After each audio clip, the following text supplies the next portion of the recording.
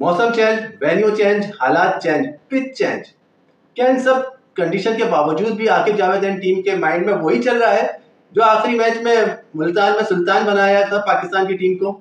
जी हाँ, बिल्कुल ऐसा ही है, क्योंकि इन सब कंडीशन के और बदलती कंडीशंस के होते हुए पिंडी की पिच को मुल्तान जैसी पिच जैसा बनाना बहुत बड़ा टास्क होगा आकिब जावेद टीम का।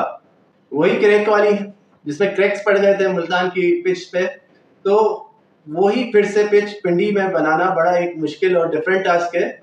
और वो जो पिच थी मुल्तान की, वो पिच जो थी वो यूज पिच थी, मतलब एक उस पर टेस्ट मैच हो चुका था और 5 दिन खेला जा चुका था। उसके बाद ये छठे दिन वो पिच जो थी वो यूज की थी, जिसको बेन स्टोक्स ने भी देख के जो है सर पकड़ लिया था।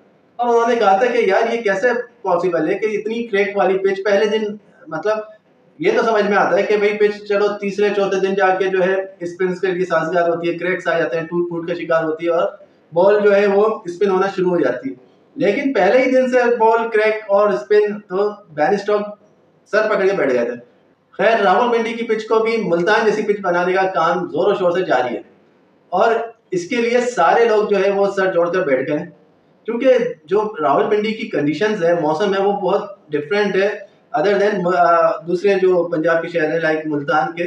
मुल्तान वगैरह में गर्मी ज़्यादा होती है तो पिच ऑलरेडी जो है वो ड्राई पिच होती है, लेकिन रावलपिंडी का जो मौसम है वो थोड़ा बेहतर मौसम है, ठंडा मौसम है, जिसकी वजह से पिच पे मॉइस्चर ज़्यादा होता है।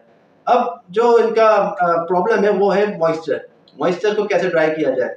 तो इसके लिए जो है वो दो बड़े बड़े पंखे पिच के आमने सामने लगा दिए गए शुरू में और आखिर में, जो अपना बहुत पिच को तेजी के साथ ड्राई करने का काम शुरू कर दिया गया है।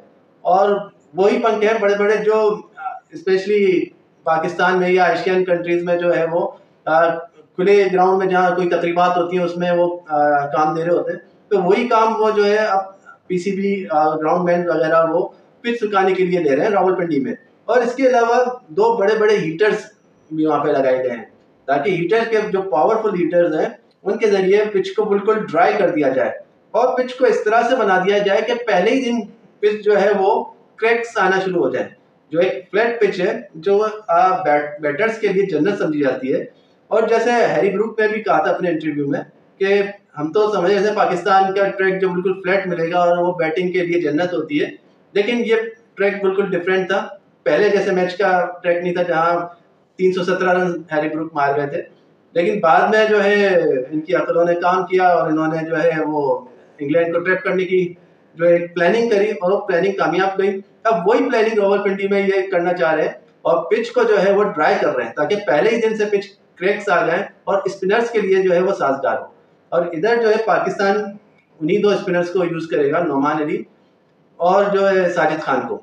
और जो तीसरे बॉलर हैं जाहिद महमूद, उनके लिए शायद ज़्यादा इम्कान यही है कि उनको रेस्ट दिया जाएगा, उनकी जगह किसी पेसर को खिलाया जाएगा। लेकिन जहाँ तक मीर हमजा की बात है, मीर हमजा ट्रेनिंग के दौरान जो है वो इंजरी का शिकार हो गए और उनकी भी जो है टेस्ट मैच में शिरकत अब मशकूकी नहीं बल्कि अब पॉसिबिलिटी नहीं है उनकी टीम में, क्योंकि उनको बैक के नीचे थोड़ा सा पेन की थोड़ी सी शिकायत थी ड्यूरिंग ट्रेनिंग सेशन। तो उसके बाद वो उनको रेस्ट दिया गया, उन्होंने ट्रेनिंग में भी जो है हिस्सा नहीं लिया और हल्की फुल्की वॉक करी और ज़्यादातर उन्होंने बैठ के टाइम पास किया। आकिब जावेद टीम ने रावलपिंडी की पिच को भी उसी तरीके से प्लान करने की कोशिश की है जो मुल्तान में इंग्लैंड को ट्रैप करके कामयाबी हासिल करी थी। तो इसमें भी यही कोशिश है कि जो ट्रैक है उसको ऐसा बनाया जाए कि इंग्लैंड की टीम ट्रैप हो जाए और इतने क्रैक्स डाल दिए जाए कि पहले ही दिन से स्पिनर्स का जादू चल जाए। लेकिन इस बार बेन स्टोक्स 11 ने भी अपनी तैयारी पूरी मुकम्मल कर रखी है और उन्होंने भी 3 स्पेशलिस्ट स्पिनर्स को उतारने का प्रोग्राम बनाया है।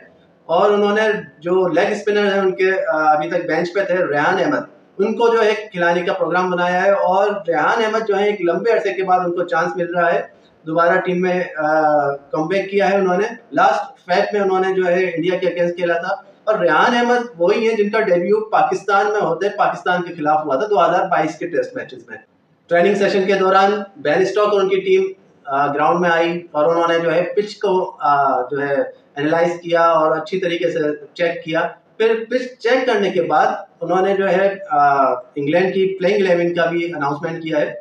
और प्लेइंग 11 में जो है 2 अहम चेंजेस कर रहा है इंग्लैंड। गस एटकिंसन जो पहला मुल्तान का टेस्ट खेले थे, लेकिन दूसरे में उनको रेस्ट दे दिया गया था, लेकिन अब दोबारा से उनको जो है चांस मिला है। गस एटकिंसन जो ऑलराउंडर है, इंग्लैंड के बड़े अच्छे ऑलराउंडर है, पहले टेस्ट में अच्छी बॉलिंग करी थी। और इसके अलावा जो रेहान अहमद हैं उनको चांस दिया गया है, और जो रेस्ट दिया गया है वो ब्रेंडन कार्स हैं, उनको रेस्ट दिया गया है। हालांकि उनके सेकंड मैच में बॉलिंग अच्छी थी, लेकिन उनको रेहान अहमद पे ज़्यादा प्रीफर किया गया है और ब्रेंडन कार्स को बिठाया गया है। और इसके अलावा मैथ्यू पॉट्स हैं, उनको भी रेस्ट दिया गया है। और जो इंग्लैंड की प्लेइंग 11 है उसमें वो इस तरीके से है कि जैक क्रॉले ओपनर बैटर हैं, बैन डैकेट वो भी ओपन करेंगे, ऑली पॉप हैं, जो रूट हैं, Harry Brook, ban stock captain हैं, जेनी स्मिथ विकेट कीपर हैं, गस एटकिंसन और रेहान अहमद को नए आए हैं, जैक लीच स्पिनर वही रहेंगे, शोएब बशीर स्पिनर्स वही रहेंगे। आप क्या समझते हैं कि जो ये रावलपिंडी का मैच है, ये क्या उसी तरीके से इसकी पिच बिहेव करेगी जैसे मुल्तान का आखिरी मैच की पिच ने बिहेव किया था और स्पिनर्स का जादू चला था, और नोमान अली और साजिद खान ने इंग्लैंड के पूरे दोनों दफा 10-10 खिलाड़ी आउट किए थे, तो 20 विकेटें इन दोनों खिलाड़ियों के नाम रही थी।